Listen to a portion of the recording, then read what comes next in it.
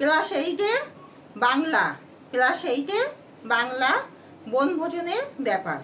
তোমরা সবাই like and subscribe দাও। তোমরা সবাই কিন্তু লাইক অ্যান্ড সাবস্ক্রাইব দিচ্ছ না, তাই তোমাদেরকে রিকোয়েস্ট করছি তোমরা সবাই লাইক অ্যান্ড সাবস্ক্রাইব দাও। আমি প্রচুর নোট নিয়ে তোমাদেরকে বোঝাচ্ছি, তোমরা সবাই মন দিয়ে শোনো আর লেখো। বনভোজনের ব্যাপার লিখেছেন কে? নারায়ণ গঙ্গোপাধ্যায়। নারায়ণ গঙ্গোপাধ্যায় বাংলা সাহিত্যের কোন বিখ্যাত চরিত্রের সৃষ্টিকর্তা? টেনিদা। টেনিদা। তার লেখা দুটি উপন্যাসের নাম লেখো। উপনিবেশ ও পদসঞ্চার। বনভোজনের উদ্যোগ কাদের মধ্যে দেখা গিয়েছিল? বনভোজনের উদ্যোগ টেনিদা, ক্যাবলা, হাবুল, প্যালার মধ্যে বনভোজনের উদ্যোগ দেখা গিয়েছিল। বনভোজনের জায়গা কোথায় ঠিক হয়েছিল?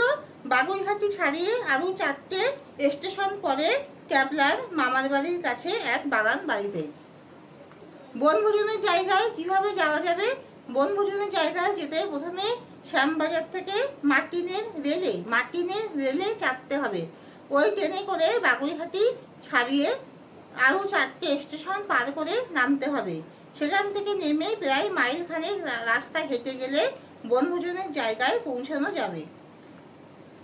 রাজহাঁসের ডিম আনার দায়িত্ব কে নিয়েছিল? প্যালা নিয়েছিল। পয়জাফলাকা লয়াকা।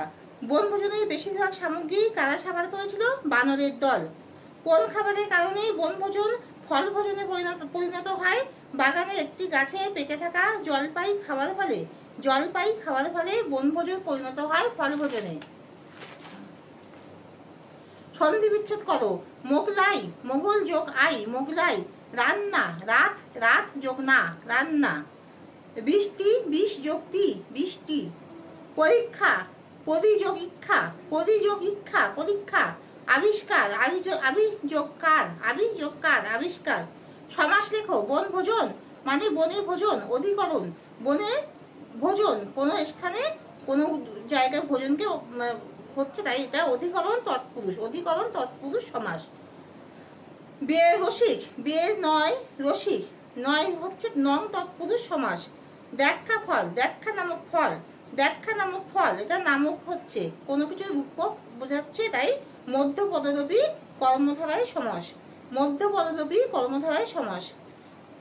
রেলগাড়ি, রেলবাহিত গাড়ি, এটা নামক বাহিত রূপক, এই ধরনের হচ্ছে কোনো কিছু দ্বারা হচ্ছে, তাহলে এটাও রেলবাহিত গাড়ি, মধ্যপদলোপী কর্মধারায় সমাস। বাক্য পরিবর্তন করো। লাফিয়ে উঠে টেনিদা বাগানের দিকে ছুটলো। এটা সরল বাক্য, আগে জটিল বাক্যে করতে হবে।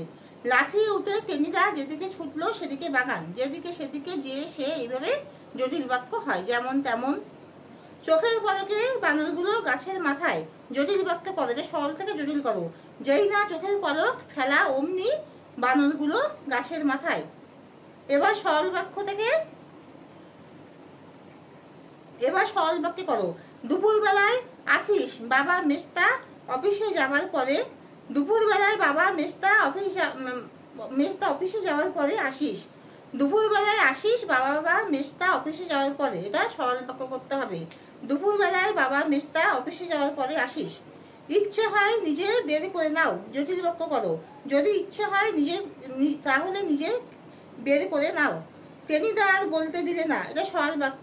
টেনিদা আর বলতে দিলে না, গাক করে চেঁচিয়ে উঠলো। সরল বাক্য।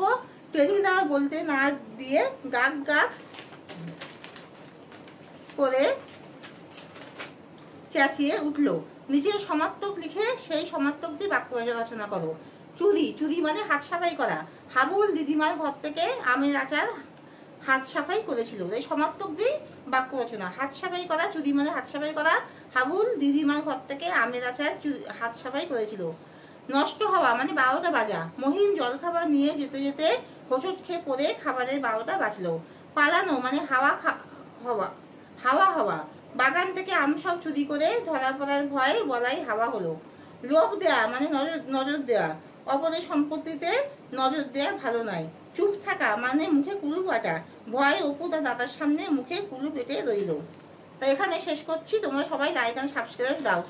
তোমরা সবাই কিন্তু লাইক অ্যান্ড সাবস্ক্রাইব দিচ্ছ না, শুধু দেখছো, কিন্তু তোমাদের সবাইকে লাইক অ্যান্ড সাবস্ক্রাইব দিলে আমার চ্যানেলটা গ্রো হবে। তাই তোমাদেরকে আমি রিকোয়েস্ট করছি তোমরা লাইক অ্যান্ড সাবস্ক্রাইব দাও।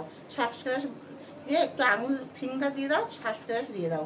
তো এখানেই শেষ করছি। তোমরা সবাই ভালো থেকো, সুস্থ থেকো, আর সবাই সাকসেস হও, ভালো করে মন দিয়ে পড়াশোনা করে এক্সামে সবাই সাকসেস হও। এটাই আমার মানে চাওয়া, যে তোমাদের সবাই ভালোভাবে রেজাল্টটা হোক। সবাই ভালো থাকো, সুস্থ থাকো। এখানেই শেষ করছি।